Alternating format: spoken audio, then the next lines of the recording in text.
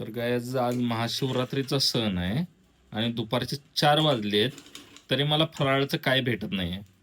सकाळपासून उपाशी ठेवलंय. हा उपवास आहे ना आज. हा मग उपवास आहे तर फराळाचं तर दिलं पाहिजे ना, का कडक उपवास करायला लावलाय? उपवासाच्या दिवशी उपाशीच राहायचं असतं.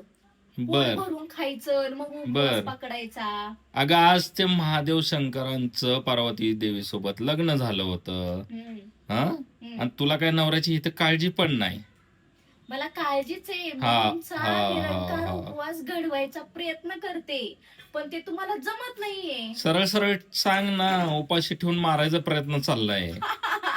इतकं नाही, इतकं नाही हा, हा इतकं इतकं नाही.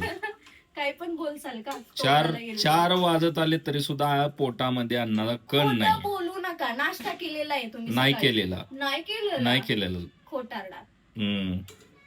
लय शहाणी. झाली खिचडी देते खायला.